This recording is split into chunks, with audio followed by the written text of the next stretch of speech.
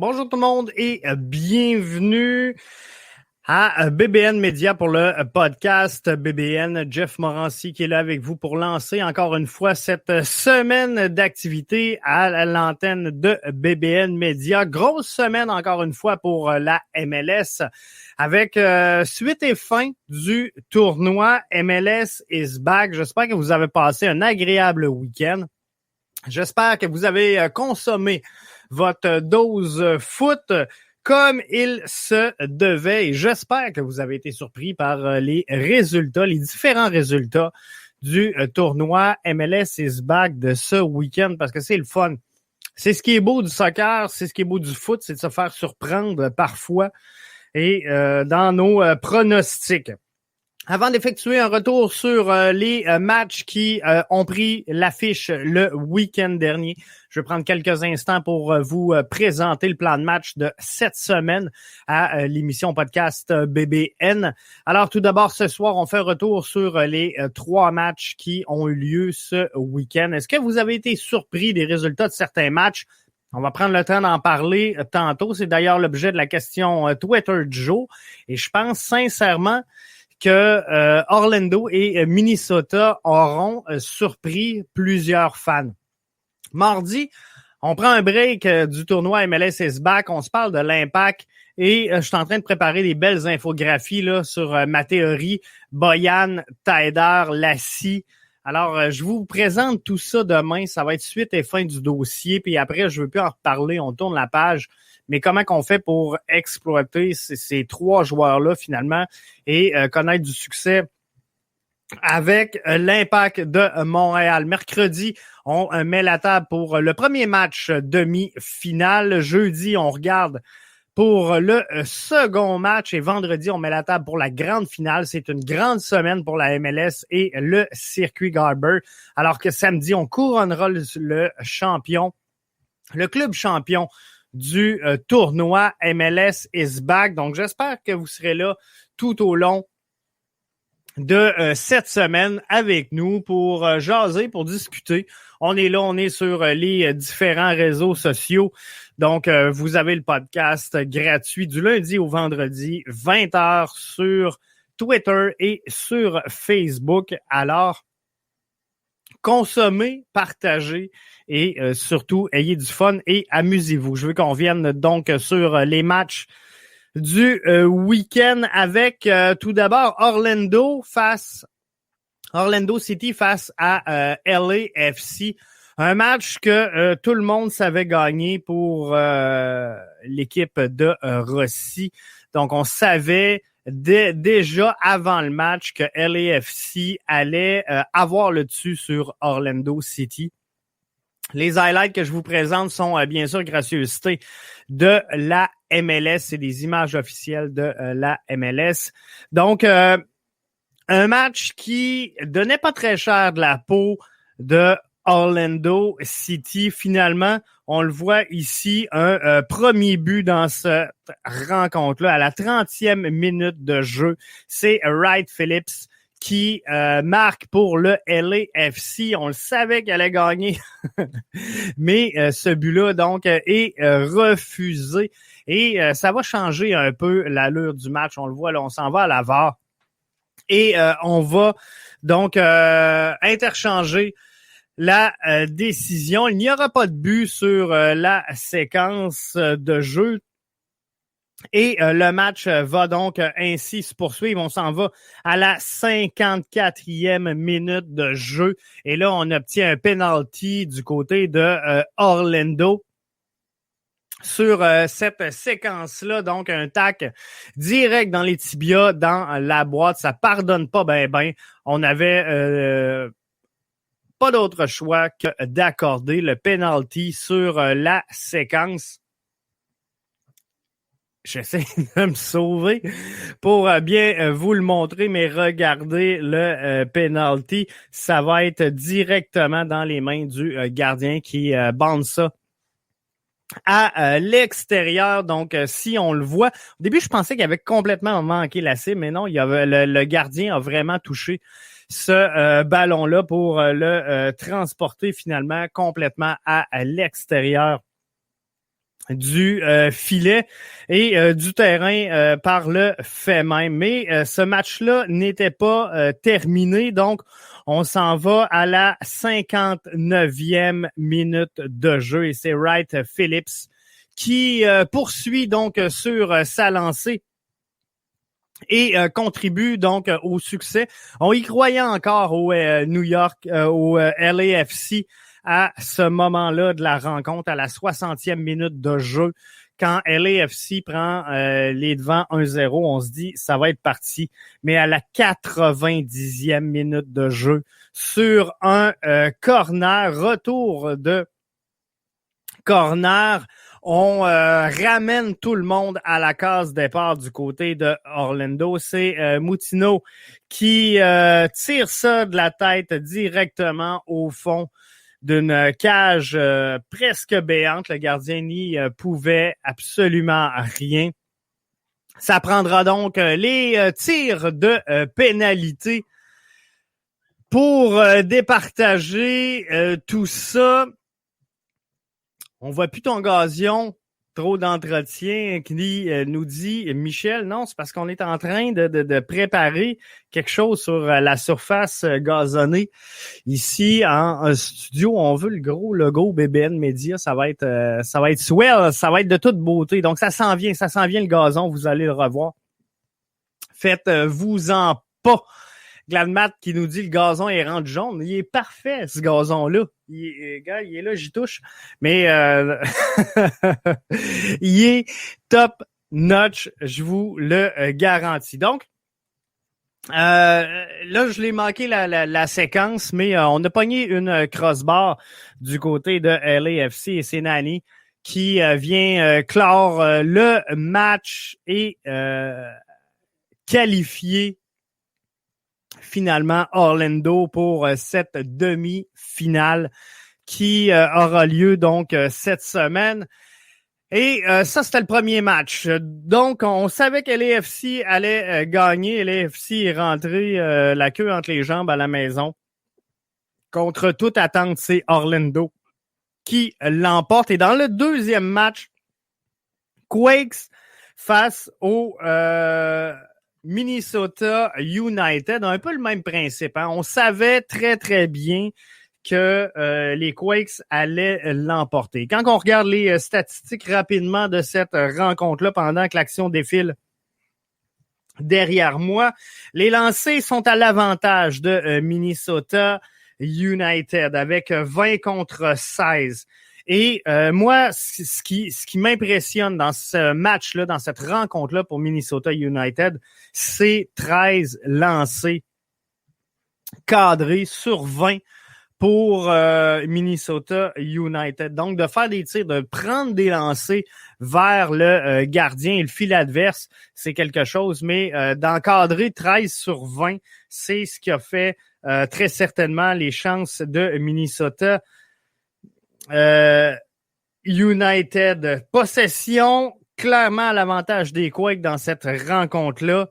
64-36 en faveur des Quakes. Et Minnesota est un club qui est bien construit, je suis obligé de vous le dire. Pas une équipe extravagante, pas une équipe excitante non plus, mais une équipe efficace, une équipe qui fait bien les choses et une équipe que je suis obligé de vous dire bien construite. On sort de ce duel-là face aux Quakes avec une victoire de 4-1 dans la petite poche d'en arrière. 3 chances de marquer pour Minnesota United dans cette rencontre-là et on s'en sort avec 4 buts. C'est de toute beauté. Puis les Quakes marquent sur un penalty. C'est très rare qu'on réussit pas finalement à convertir le penalty. Donc, si c'est pas du penalty, on s'en sort 4-0 pour MyNew. Donc, c'est clairement une équipe qui, défensivement, font le travail. La production, elle est là et elle est offensive et elle répond. Donc, de prendre des lancers, je pense que l'Impact et Thierry Henry, à ce moment-ci, doivent prendre des notes. faut prendre des lancers. Clairement, c'est la clé du succès. De réussir à encadrer 13 tirs cadrés sur 20 frappes. Moi, je pense que c'est un excellent ratio. 3 chances de marquer pour Minnesota United dans cette rencontre et on capitalise 4 fois. Capitalise, je voudrais dire 4 fois, donc dans cette rencontre-là. L'autre duel à l'affiche, New York City face aux Timbers de Portland. Ben là, moi, je donne l'avantage dans cette rencontre-là à New York City FC.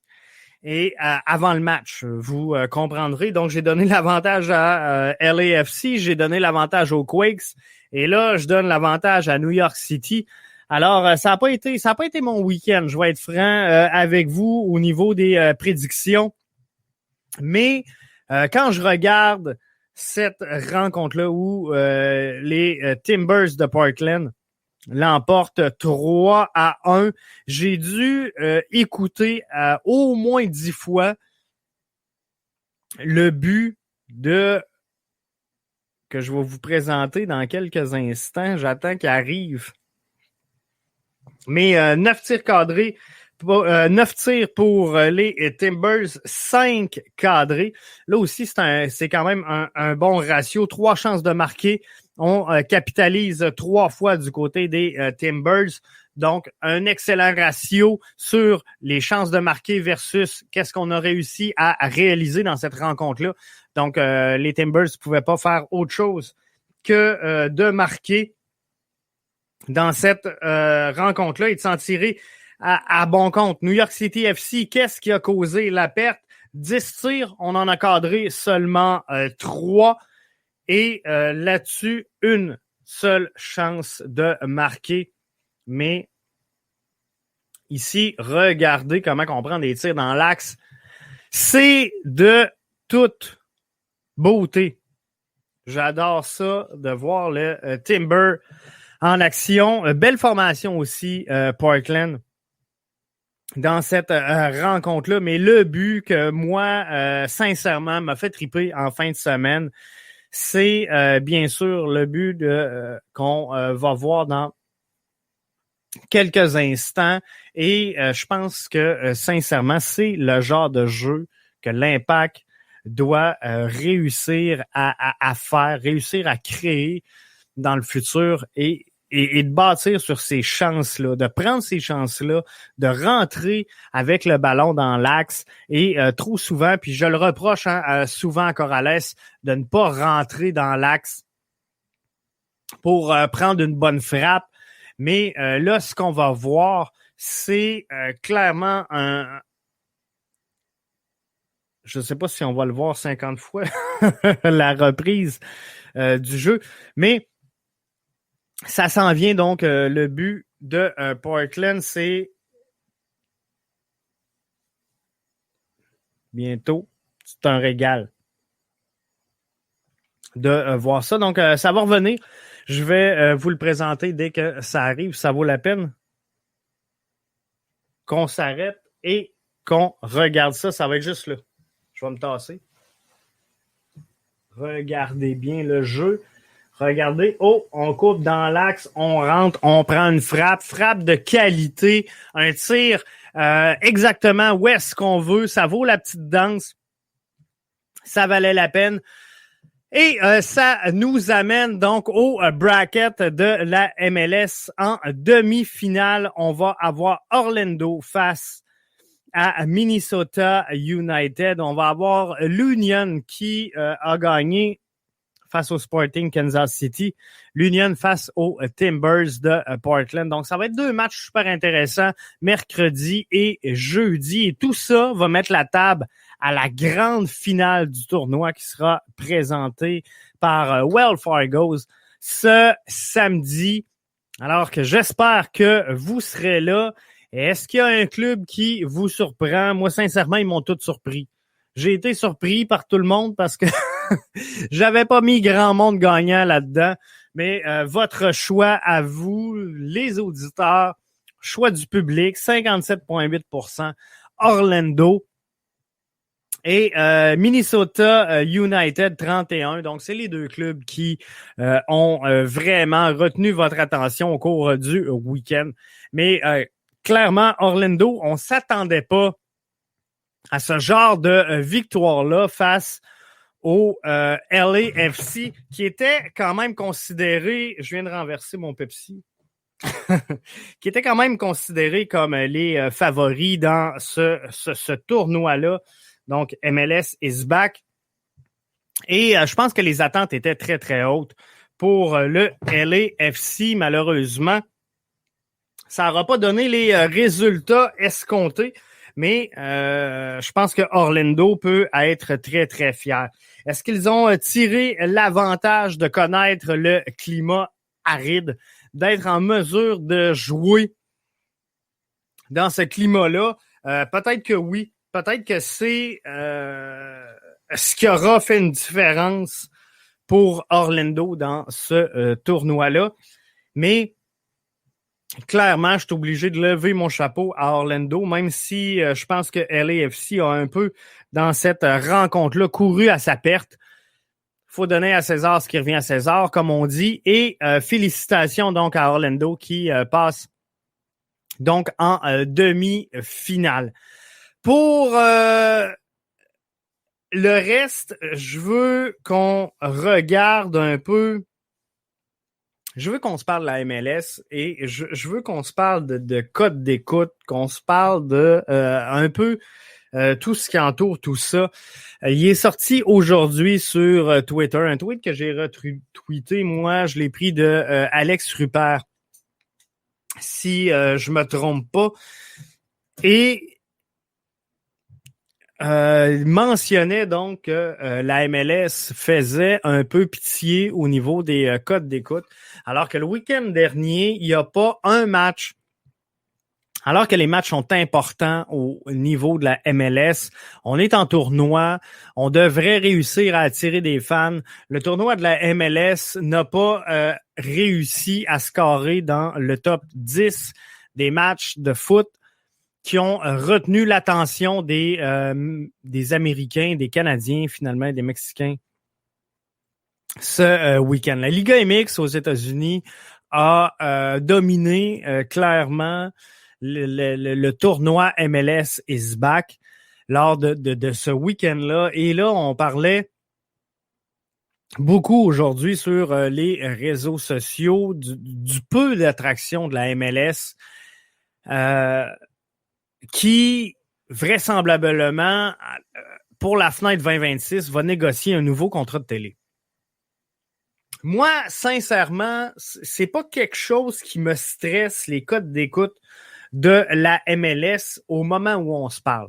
Donc, on va se faire un peu de business 101.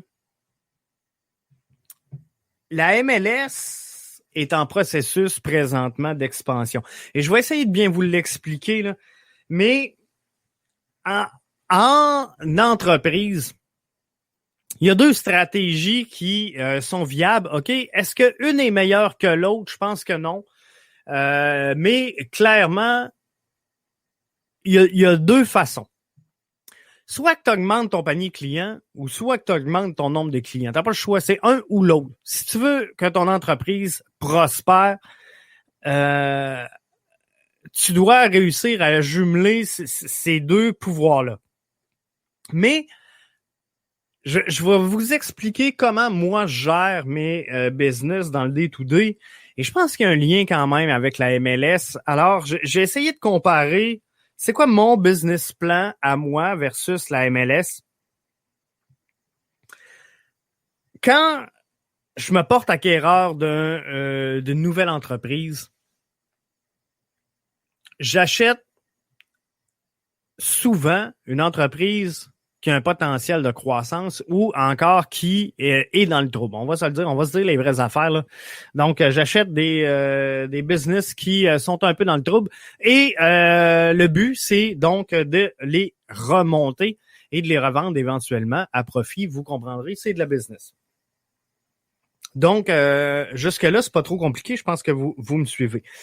Donc, première étape, c'est d'augmenter le nombre de clients potentiels. Moi, personnellement, que je vende à mon client qui est là, qui est dans le magasin et qui consomme, que j'y vende 1 pièce, 2 pièces, 3 pièces, 4 pièces, j'en ai rien à battre quand je débute un projet d'entreprise. Mon but, c'est de faire rentrer du monde. Ce que je veux savoir, c'est quoi la limite de ce que je peux avoir comme pouvoir d'attraction au sein de mon entreprise. Et c'est un peu ce que la MLS fait présentement avec le processus d'expansion. Donc, on va chercher des marchés d'expansion. Donc, ce qu'on veut, c'est atteindre la limite physique de la capacité de la MLS. Comprenez-vous? Donc, on ouvre des nouveaux marchés avec Miami, avec tout ce qui s'en vient également, Charlotte. Donc, la stratégie de croissance, c'est d'ajouter un fanbase pour la MLS, d'ajouter un fanbase avec un potentiel de viser la cible éventuellement. Ce qu'on veut, c'est toucher finalement le plus large bassin d'auditeurs et d'auditrices. Donc, ce qu'on veut, c'est de dire, nous, on veut des équipes partout, parce qu'on va avoir un potentiel d'attraction qui va être énorme. Et la deuxième étape de ma business 101, c'est que quand tu as atteint tes limites physiques, donc quand le processus d'expansion de la MLS sera établi, terminé, complété, et que là, on peaufinera des marchés selon la faiblesse des uns, la capacité des autres, les nouvelles réalités du marché. Donc, il y a tout le temps, bon an, mal an, des ajustements, des nouveaux marchés qui se pointent, des marchés qui étaient bons et qui deviennent moins performants. Donc là, je vais augmenter mon revenu dans ma business par client. Comment je vais faire ça? Par des ventes impulsives. Je vais le faire en offrant des meilleurs produits, un meilleur branding, un meilleur marketing, de créer finalement un sentiment d'appartenance envers ma business. Et ça, je vais l'appeler cote d'écoute. Donc, c'est mon pouvoir d'attraction, c'est ma cote d'écoute. Donc, d'étendre le marché pour la MLS, qui est présentement dans un processus d'expansion, c'est d'avoir de la vision. Dans une entreprise, il y a 3 choses. Il y a la mission, il y a la vision, il y a la mission et il y a les valeurs. Donc, la vision, c'est clairement ça. C'est de dire, nous, on voit le marché, on va le prendre. Donc, on va se grossir sur à peu près toutes les marchés qui sont là et qui sont disponibles. Et je pense que ça va le faire. Donc, ça, c'est la vision que doit avoir Don Garber présentement, de dire on va tester c'est quoi la limite, jusqu'à où on peut étirer l'élastique dans la réalité géographique qu'on a, qui est Canada, États-Unis. Ensuite, on va atteindre la cible. Ça, d'atteindre la cible, c'est la mission. C'est la mission de ton entreprise. Donc, tu veux toucher des gens et tu veux réussir à les convaincre d'adopter ton produit. Ça, c'est ta mission. Comment tu vas y arriver? C'est ça. Et après ça, tu vas instaurer tes valeurs. Et tes valeurs, c'est quoi? C'est comment tu vas vendre ta mission pour instaurer et mettre en place ta vision, finalement. C'est fort simple et ça a l'air un peu technique comme ça, mais c'est clairement ça. Donc, les valeurs de ton entreprise vont faire en sorte que tu vas vendre ta mission en imposant ta vision. Donc, la MLS n'est pas là présentement. La MLS, clairement, n'est pas rendue à ce niveau-là. On le voit tranquillement. Elle se place avec, entre autres, l'appui clair et définitif à Black Lives Matter. Moi, je pense que c'est clairement un pas dans la mise en place d'une première valeur au sein de la MLS. Donc, on va voir composer tout ça. Mais moi, ce que je vous dis, c'est que clairement, la MLS est en train de mettre au clair et mettre sur conforme à son plan d'affaires, sa vision, donc d'instaurer sa présence dans les différents marchés nord-américains, donc canadiens et États-Unis. Et après ça, ben on va se battre pour augmenter le panier moyen, comprenez-vous? Donc après ça, on va se battre pour les codes d'écoute, on va se battre pour le pouvoir d'attraction. Mais quand tu vas négocier, et je vous donne un exemple, il y en a eu quelques-uns, un processus d'expansion depuis la mise au jour de la MLS. Mais si tu arrives au début de tout ça, quand tu essaies de vendre un gros contrat de télé en disant, nous, on a 6 marchés, dont 3 Canadiens, pas facile de vendre ça à des annonceurs, comprenez-vous? Mais si on arrive en 2026 en disant, regarde, nous, on a 30 marchés, on a 30, 32, 26, 28, on le verra rendu en 2026. Mais de négocier un contrat de télé, là, tu as quand même un gros bout du bâton parce que tu as le potentiel de rentrer dans énormément de foyers, comprenez-vous? Parce qu'au lieu d'avoir une 10-12 de clubs, ben là, tu en as 30. Donc, tu peux entrer un peu partout. Et c'est là que tu vas lancer ta campagne de séduction parce qu'à partir du moment où tu as tes 30 marchés, et où tu as un gros contrat de télé en arrière de toi, et le premier sera peut-être pas le plus payant. Le premier gros contrat, mais que la MLS dise, OK, on rentre, on s'établit, on met le branding en place, ça sera peut-être pas le gros contrat. Le plus gros, ça va être le deuxième. Un coup qu'ils auront fait leur preuve. Mais la MLS peut être confiante d'atteindre des bons résultats avec le prochain contrat de télé. C'est sûr qu'il devra négocier avec le fait qu'ils ont des piètres performances présentement au niveau des codes d'écoute, mais faut comprendre une chose, c'est que la MLS n'est pas à se battre présentement pour ses codes d'écoute. La MLS est à se battre à implanter son produit un peu partout, est, ouest, nord, sud. Alors, faut être compréhensif et faut attendre et s'assurer que les choses se fassent dans le bon ordre. Et je pense qu'il faut juste être patient dans le cas de la MLS. Et clairement, on va arrêter de survivre grâce aux revenus tirés directement de la billetterie parce que présentement, on ne se fera pas de cachette. Le pouvoir de la MLS, il est là. Le pouvoir de la MLS, c'est la billetterie. S'il y a personne qui rentre au Stade Saputo, l'Impact de Montréal sont dans le trouble. Et c'est vrai pour à peu près les 26 clubs qui forment la MLS présentement.